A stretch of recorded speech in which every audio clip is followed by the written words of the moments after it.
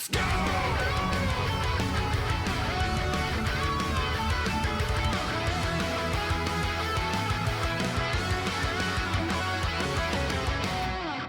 yeah, 2024 was kind of packed, and it seemed like it was going to be kind of a dry year, but it was sort of nuts in the end. And ultimately speaking, I think a lot of games came out that I really enjoyed, but I didn't get a chance to play through absolutely everything. It was just one of those years that there was just so much stuff going on where I don't feel like I completed as many games as I wanted to, but the few that I did, oh boy, howdy. First and foremost, obviously, let's just talk about the biggest, fattest elephant in the room, and it's Final Fantasy VII Rebirth. You know, if we're talking about Game of the Year, it's pretty stupid for me not to consider that this game wouldn't be in ridiculously high contention for an obvious Game of the Year nomination for myself. And ultimately speaking, like, I don't even know if this is one of the games of the year for me.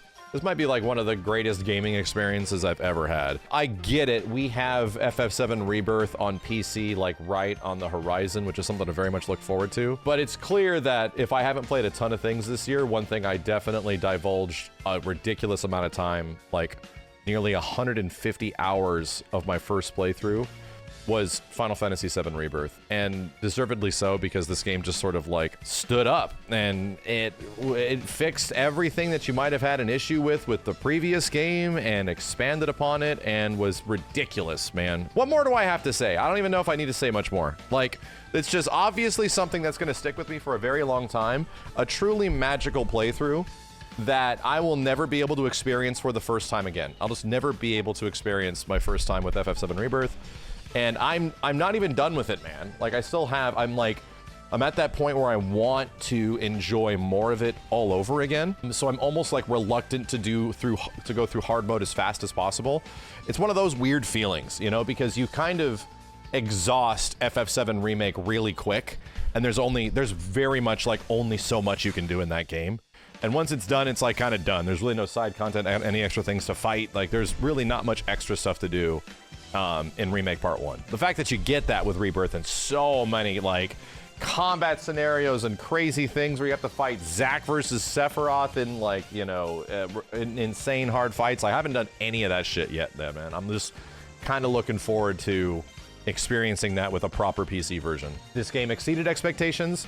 I do think that FF7 is probably going to get a Lord of the Rings moment. For anybody that doesn't know what that is, Lord of the Rings was sort of scuffed from a lot of official, proper accolades. It was getting accolades, but like big official accolades for the entirety of the Lord of the Rings trilogy until Return of the King. And then Return of the King happened, and, you know, you have this long, sprawling, multi-year series of movies. And kind of what happened was Return of the King got all of this proper comeuppance. Got all of this, like, oh yeah, once you put this entire project into that scope and you look at, like, what they were able to pull off with all of this shit, much less, like, you know, absolutely slamming the ending of it, because Return of the King was amazing. I think that shit is going to happen to the FF7 Remake trilogy. I really do.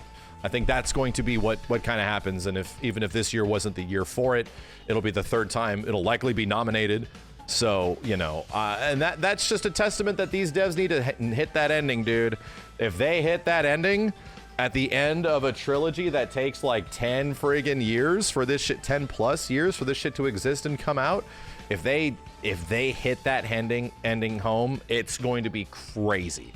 It's going to be crazy, and I think I have a good amount of faith that they're gonna do that. You know what? Hey, since we're doing it, let's just throw it in there. If we're gonna throw this shit in there, dude, then we're throwing this shit in there. Elden Ring DLC. In the scope of things, I think I really enjoyed this Elden Ring DLC. I think for the most part, I wish it was integrated. That's probably one of my criticisms now that I'm thinking about it. I wish it was integrated into the world a bit differently. Instead, it's like extremely separated, which is usually how a lot of these DLCs go. Even Bloodborne is that way. You like enter a place and it's very much opposite and separate of the main world, but they figure out an entire leveling junction to allow you to exist in that world, unique from all of the other Elden Ringing that you can do. It's pretty much its own individual separate like episode and a game. I think that there is some pretty low lows in terms of bosses. Some bosses I obviously didn't like, but man, legit, I still think some of the boss fights in this game, let me see if I can actually find one. Mesmer, are you in here?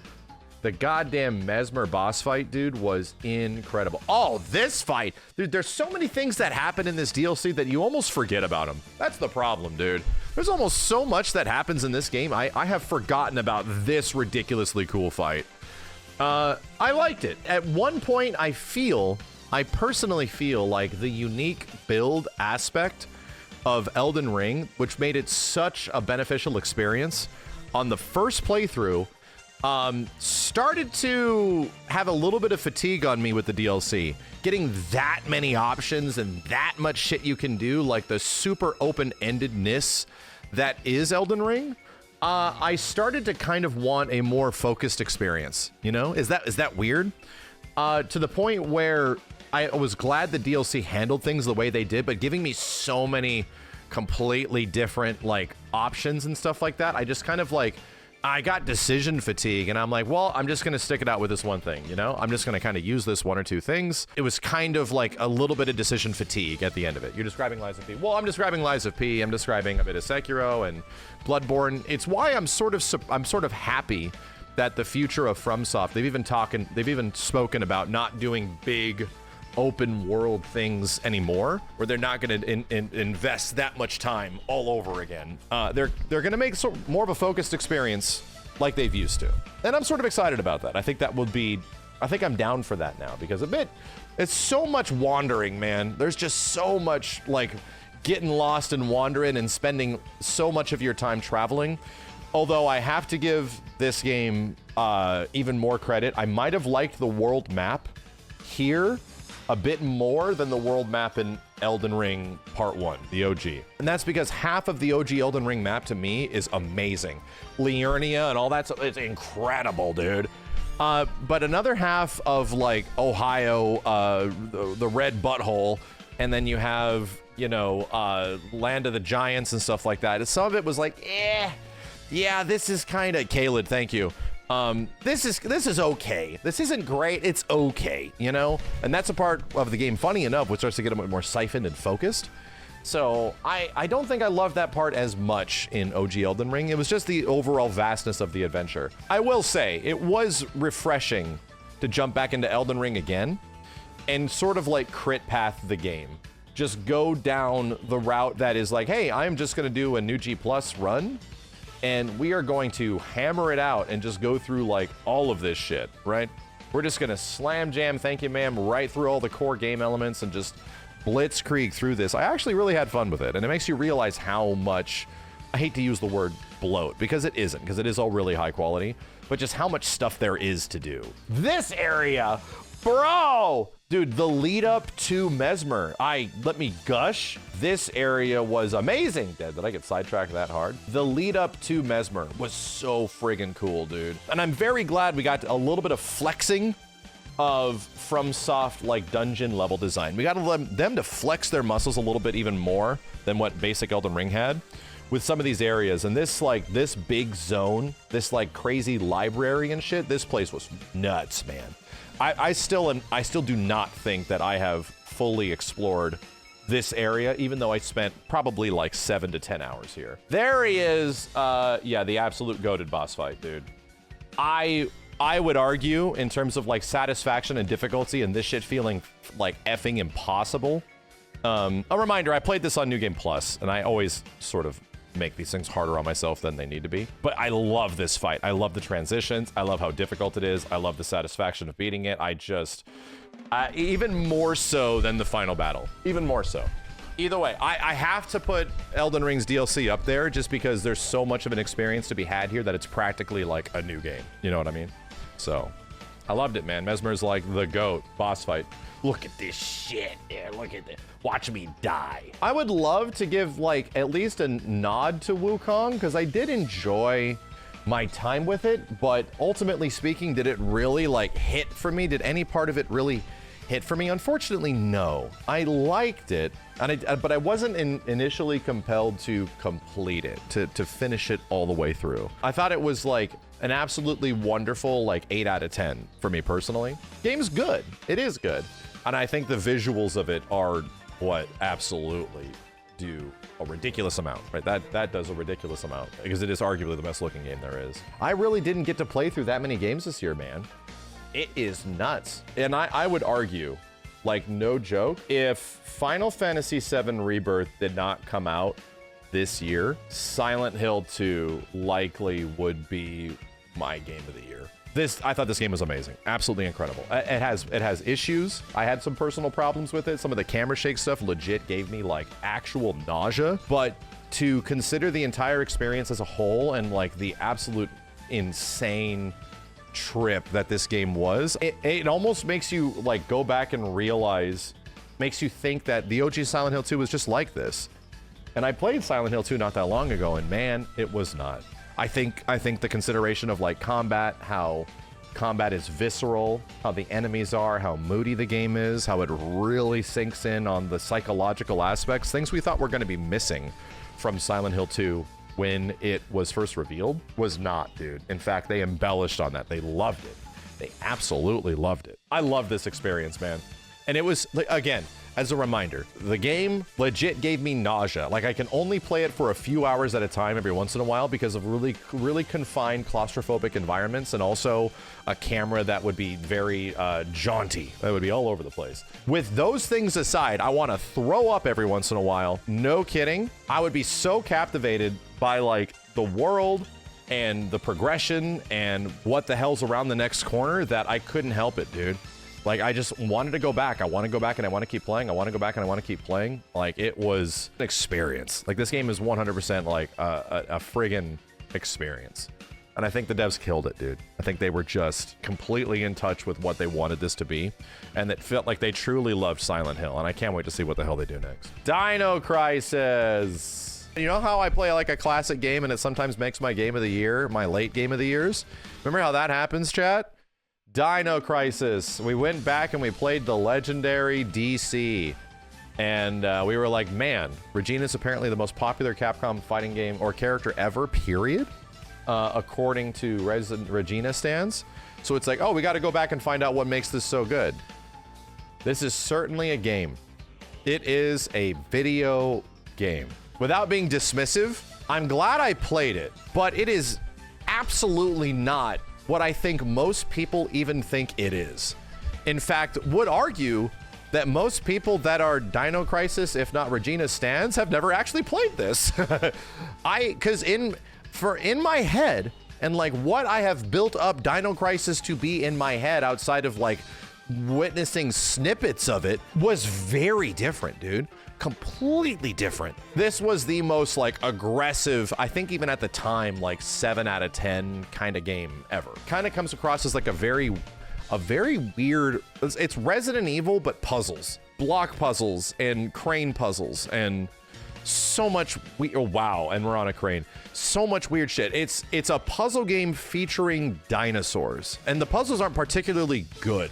And the only reason I have that comparison is that you have some classic Resident Evils that have some pretty funny puzzles. Like Resident Evil Remake has some pretty fun puzzles in it. OG RE Remake. Silent Hill 2 has awesome puzzles, like just some mind-bending puzzles that really got to make you think about what you're doing and what you're shifting and all that kind of stuff, right? Really got to make you think about it. Dino Crisis, unfortunately, the puzzles were weird. The majority of them just required a pen and paper. Like, that was it. The puzzle was that, did you remember that shit? Of all that shit we told you, did you remember that one shit? There was like 4 digits we told you an hour and a half ago. Remember what those digits are? And you could legit have an entire like few pages dedicated to just writing down numbers and directions of stuff. And you have to remember that. You just have to eventually remember this shit, because if you forgot it, you got to run all the way the fuck back over there and get bitten in the ass by dinosaurs and shit. It's like, ah, God. So anyway, I could see why, after beating this, not a goatee, it's just in here because it's one of the games of this year that I actually beat. It makes me feel how much this game needs a remake. In the same exact way, games like Resident Evil Code Veronica, I aggressively dislike. I really do not enjoy that game. Like, there's some setting stuff that I can like about it, but I put it in the same vein as like Dino Crisis, Code Veronica, and this. Deeply like flawed games to a degree that I don't think are very fun. But man, if they got the remake treatment and they were able to spruce this up, I think it could be ridiculously cool. I think the settings of both of those games, by comparison, are great. I think the island in Code Veronica, much less the facility here, can be like really turned into something genuinely amazing. So all things considered, it does leave me hope that all this Dino Crisis-in does lead to something that is eventually not Exoprimal. But realistically speaking, I don't know if I was actually glad I beat it. I almost wanted to like, this was one of those ones that I had to push forward, dude. This only took 2 streams for me to beat.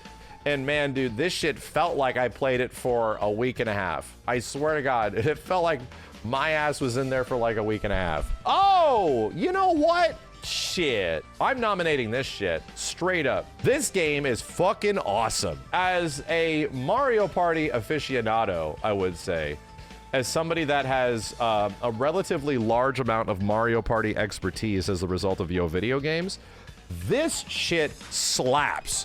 Arguably one of the best Mario Parties in the past 20 years. I shit you not. It's legit great, and it has like multiplayer and all of the functionality that you kind of want for, and the way all the conveniences that you've kind of wanted from other Mario parties, and the quality of the mini games, hella up there, dude. I think just as far as like a raw video game entertainment experience, I think Jamboree is so good. My reaction to Jamboree is not, you know, that's not canon, please. So many Mario Party games feel like Call of Duties, where, hang on with me here, where they come out, and these games come out frequently, right? But it feels like things are almost omitted for the sake of them being omitted so that they can bring them back later. Obviously, like, relatively straightforward games that have like, okay, so just do this and everyone will be happy. But then a Mario Party game would come out and it doesn't have that. And it's like, God damn it, dude. All you had to do was just put that shit in there. And everyone asked for it before, but all of a sudden it's not here, and then something else is missing. Like, what the fuck? So many Mario parties were kind of that way for a long period of time. I had this gripe with Call of Duty for like the longest period of time whenever a new one would come out. This one, I don't feel that, dude. The last Mario Party that would happen, what was it, Super Mario Party? An abysmal amount of maps, dude. Just, wait a minute. We like exhausted the entirety of the game in a very short session. That was kind of like surprising. It's like, dude, there was a lot of time in between the last Mario Party. How the hell is there so few maps in that previous game? Not the issue here. And all the conveniences and the cool stuff that they added, like, this shit is fun. Like, I really think that they killed it. And, you know, Mario Party is a game that you think is an easy win. No. I think this game's legit great. Probably one of the best Mario Party games of all time. Easily one of my favorite Mario Parties since Mario Party 8. I hate it that I have a Mario Party expertise in some way, but I do, and it's a legit really good time. That'll make you hate your friends. Monster Hunter Wilds demo. I mean, I could talk about that. I will say, I think the Wilds demo was really impressive and crazy, and I'm really excited for it. Obviously, it's like one of my most anticipated games of next year. We can talk about it later.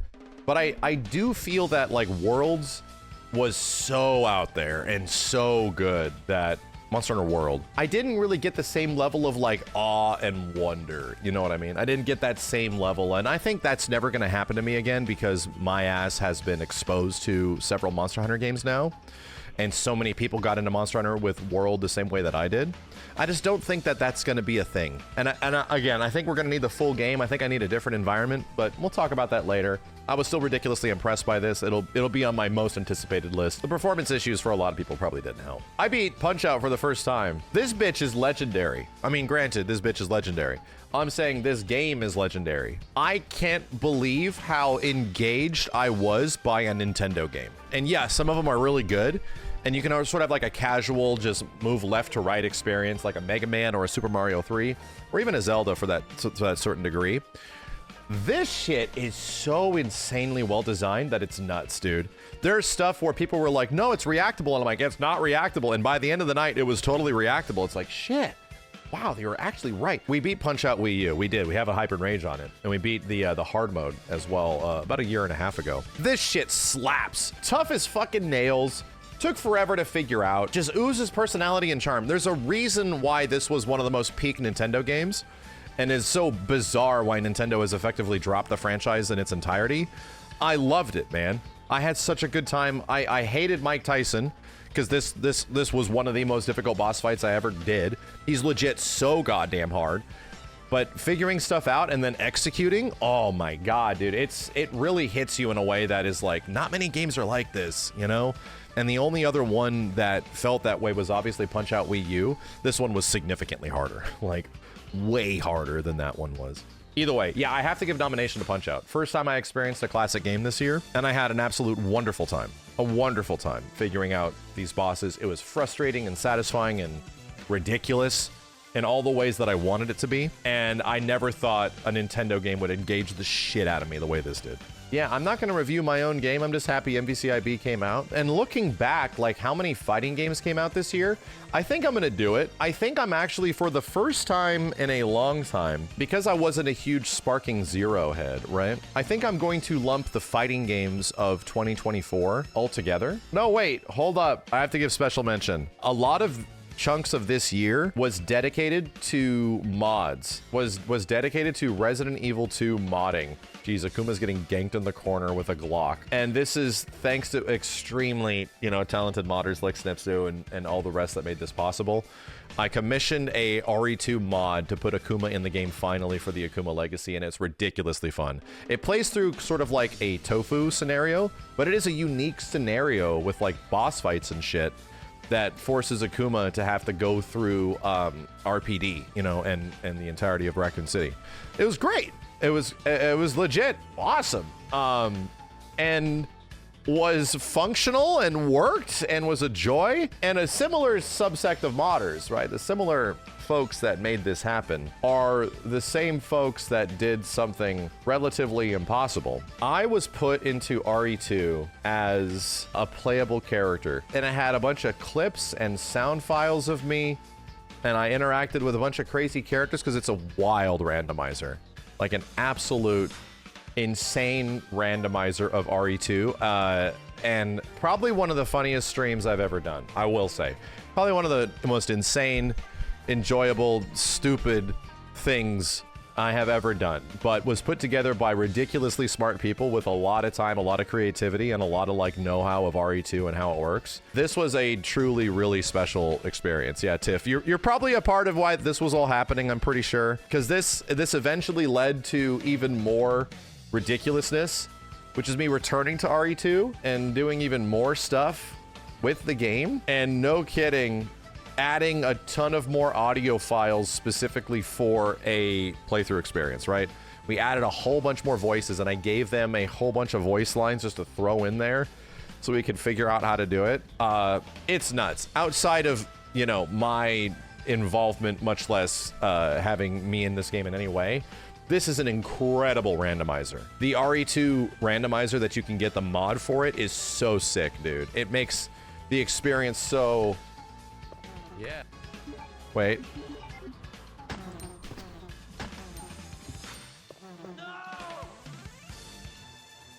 It's like the epitome of random. Yeah, it's the randomizer. Sorry, I forgot the name of it. It's so goofy. It's so much fun. And the amount of things that you can manipulate and change make, you know, obviously one of the greatest Resident Evil 2 games ever into something that is like unique and crazy, and you can play it a ton of different ways. So this holds a special spot on my list of like games that I played through this year because of obviously involvement, you know, with myself, and these guys just made an incredible mod. Just for posterity's sake, I barely played any Helldivers this year. I played like one stream of it. We played one stream of like Astro, one stream of Stellar Blade. I don't have enough expertise in any of those games to really come to like full conclusions. It's a year where there was a lot of shit that went down, and I just did not get to play all of it. I didn't. But ultimately speaking, like obviously the big game that is always going to sit with me is FF7 Rebirth. And I think there's actually space for me to properly discuss a little bit of fighting games of the year. Had a lot of games this year, and a lot of stuff that I obviously missed out on, right? A lot of stuff I didn't get to play, but I tried to keep up with fighting games.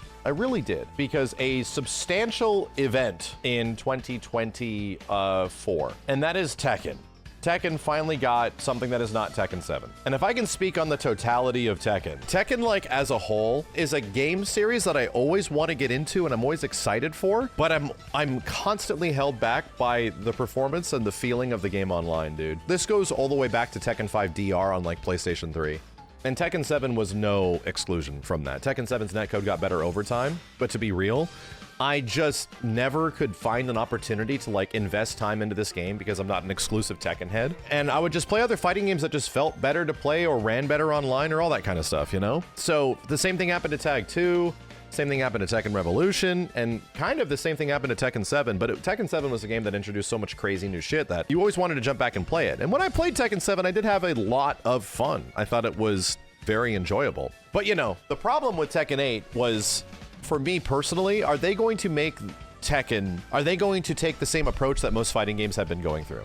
Where we're just going to make the game simpler, right? We're just going to really simplify everything about the characters. Characters only get 30 moves now, and then you get like a heat mode thing, and then only the characters with the good moves in heat mode. That I was legit concerned that it could be the future of the series. And they did consolidate some stuff. They did simplify some things. Like backdashing is just not nearly as good as it used to be, which is a direct answer. They kind of buffed sidestepping to a certain degree, albeit some moves are crazy trackable now. But they wanted to make the game different than Tekken 7. Like that's what this was an answer to Tekken 7, which was inherently a very defensive Tekken game. With that being said, I think some of the heat stuff is a bit like aggressive, and I kind of have the perspective of all the different versions of the game. And now we're playing a much different version of Tekken right now because what we're even watching here is from like earlier in the year. But all things considered, like those elements were extremely aggressive, like so insanely powerful at an early level. You got 2 heat dashes out of things, bro. They toned all of that down. They really tried to consider, okay, we can't do all of that stuff,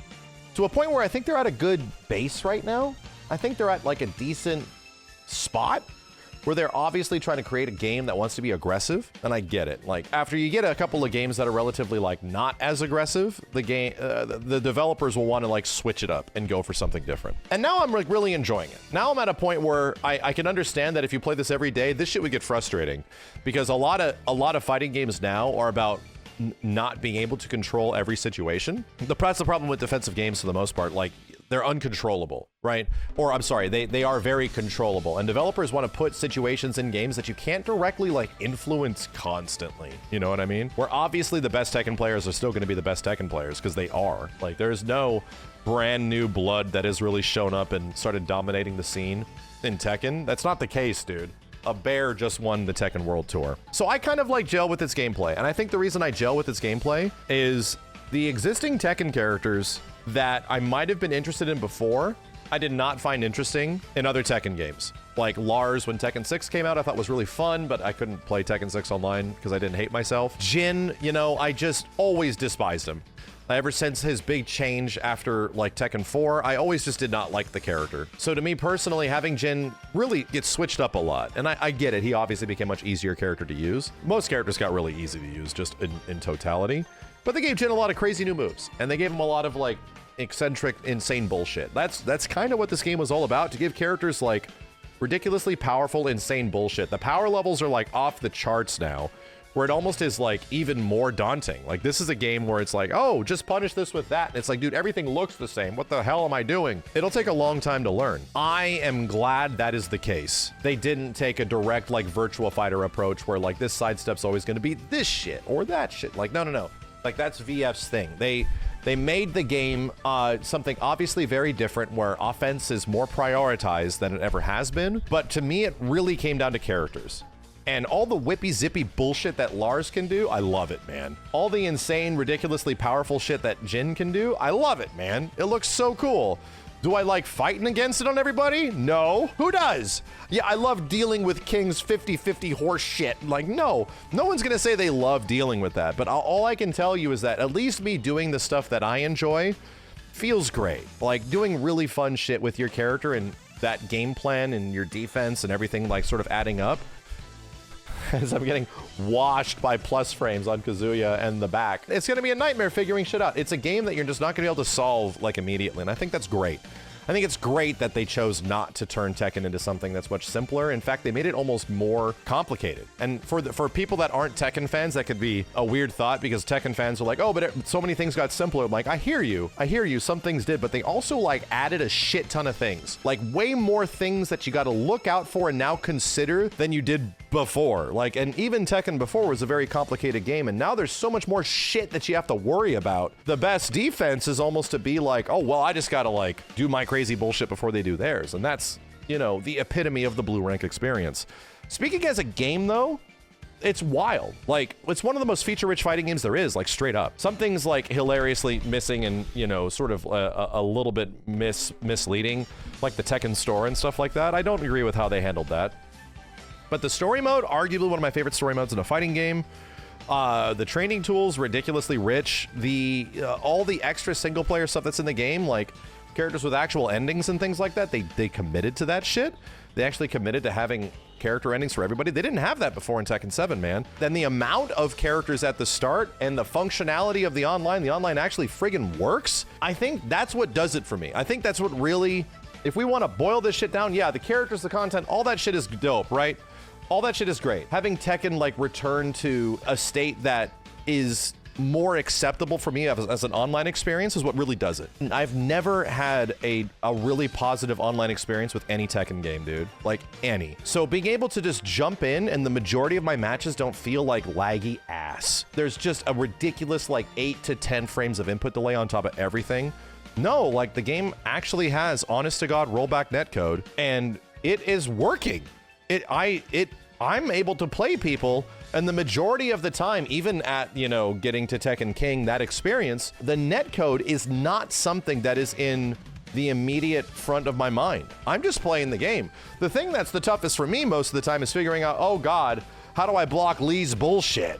And I'm like, oh God, that stupid ass mentality of me is what's getting me killed. Time to do my bullshit, you know? I will say that with a lot of these fighting games that are out right now, Tekken included, and also Street Fighter, both of these games are doing something sort of familiar, where they're putting you in situations where you gotta guess a lot. You just gotta make very justified reads over and over and over again. And the speed of which those reads happen is varying. It really varies depending on the level of play, like in the caliber of player, how much you'll have to be making those choices and stuff like that. And I don't think it is shocking to reveal that like a lot of other fighting games are kind of like that in many ways, especially games like Virtua Fighter and stuff like that. Games like VF are constantly about making reads and shit, where RPS is happening, and you don't want to have to deal with 50-50s and RPS constantly. Or I'm sorry, like, you know, in these defined situations constantly. But Virtua Fighter had a pretty eloquent solution where you're making those choices at a speed, even at a basic level of play, that makes it very satisfying. And in Tekken, it's obviously like after this heat shit, right? Or after this thing, or on Wake Up in Street Fighter. The moments that those things happen in games like Tekken and Street Fighter are very like defined. You know, when you got to start making these big RPS 50-50 guesses. But in a game like for example, Virtua Fighter, which is coming back this year, or potentially next, Virtua Fighter is a game that's every interaction, man. Like, it's literally every single thing you do. It was also one thing that made Killer Instinct kind of enjoyable, because almost every interaction in KI was kind of the same thing too. All I gotta say is that we're in a new era of fighting games that are being purposely volatile. Because when you eventually get a fighting game that is like controlled, you get the corner madness in a game like Xrd or something like that, where you're just constantly being mixed and screwed up. You get the vortex bullshit in stuff like Street Fighter 4, and you just get situations that boil down to like the exact same thing, and you don't even get a chance to make a choice, dude. Like, you just get mixed. Am I gonna say this shit is perfect and wonderful? I'm just enjoying it because devs have allowed characters to be more capable than they ever have been.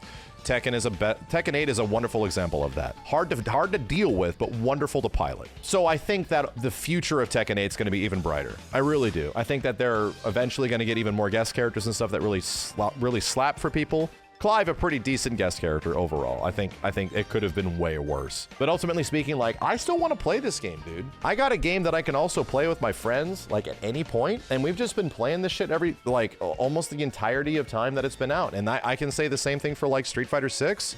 I got games that I actually want to play. Like, oh yeah, let's go. oh yeah, let's play. And I can understand why people have grievances, obviously right now with Tekken 8. Trust, it'll get better. As we were mentioning, not a ton of fighting games this year. Sparking Zero, not really the game for me, but goddamn. Also, fighting game of the year nominated Marvel vs. Capcom Collection. This has been around for a while now, like 3 months the game has been out. So there's been some time to sit with how good the quality of the collection is. And all I'll say is that Capcom has released collections of other fighting games of theirs in the past. The first Capcom fighting collection and subsequently the Capcom arcade, what was it called? The Arcade Stadium. These games had a lot of fighting games in them, right? Any of the previous collections in the past 10 years that Capcom has released that is a collection of fighting games of any kind, when they come out, they're cool, we're having a good time, it's fun to play these classic games, everyone ditches them. And I don't mean like, oh, the traditional, we're just gonna get players to drop off because every fighting game has players drop off. No, like the community of people that have been playing those games for a longer period of time, guess where they go? They don't stay with the collection. They go back to Fightcade. Like, no shit. They usually just go back to, like, you know, the one that runs the best. And that has been the case for, like, a lot of fighting games and fighting game collections over the years, you know what I mean? The problem with Fightcade is that it got as close as it possibly could to being arcade-like without it being directly, perfectly arcade-like, you know? So for those games like CVS2 and MVC2 and all that kind of stuff, Fightcade was sort of the way, and MVC1, Fightcade is the way you played these games because they felt the best to play there.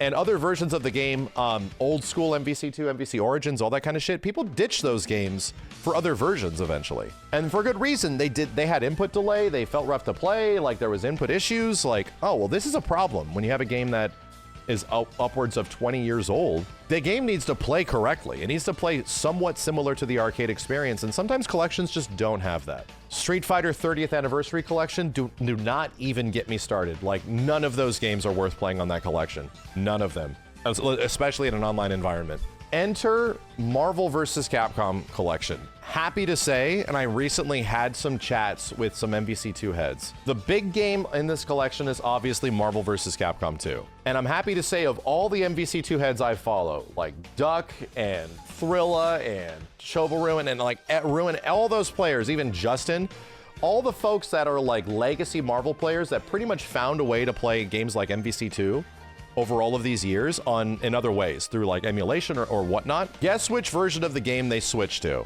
The collection. These people that have effectively dedicated the majority of their lives for the past near 25 years to Marvel vs. Capcom, now the best version of the game, excuse me, the best version of the game is this collection, because it feels good to play. It legit is one of the best versions of MVC2 to play outside of the OG Dreamcast version. That's insane, bro. That is not the history of fighting game collections. The closest to the arcade, the closest to the Dreamcast. There's always massive issues with the majority of these collections, and even the previous collection, the Capcom Fighting Collection 1, all those Darkstalkers games didn't play nearly as good as they did on Fightcade, dude. Straight up alleviated. I kind of wish we'd eventually get that for Third Strike. You know, I would love that to eventually happen to Third Strike, where we can actually get people to shift from like Fightcade in some way to a more feature-rich and like overall like better version of the game. It'd be nice. That just really didn't happen with Online Edition because it was off in some way. There was some timing in that game that was a bit different. So I think that's insane to me. And it's only, I think, me that leaves that much of a lasting impact that is so like profound, because that doesn't happen, dude. You don't convert like an audience of people that have been playing something for 20 to 25 years. Just switch the game you're playing to this shit and it'll be great. No, they'll try it, but they're gonna switch back to the shit that they're used to. No, dude, they all stayed with this shit. They all stayed. All those motherfuckers have like 100,000 Ultimate Grandmaster. The amount of time like all of these fucking games have from like all those players is crazy. And I get it.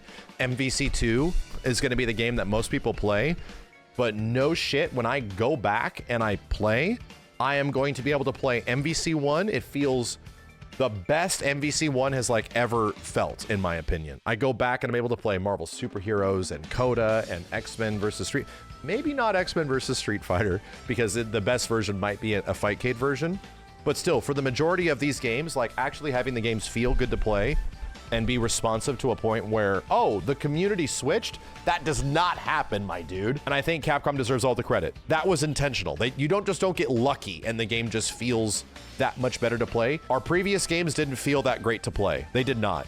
And they felt okay, and they would be fine to like casual audiences, but for people that are really good at these things, you just go back to Fightcade. I still think personally, these were the two biggest fighting games of the year for me, but I will say I have to go with Tekken 8 overall is my #1 fighting game of the year.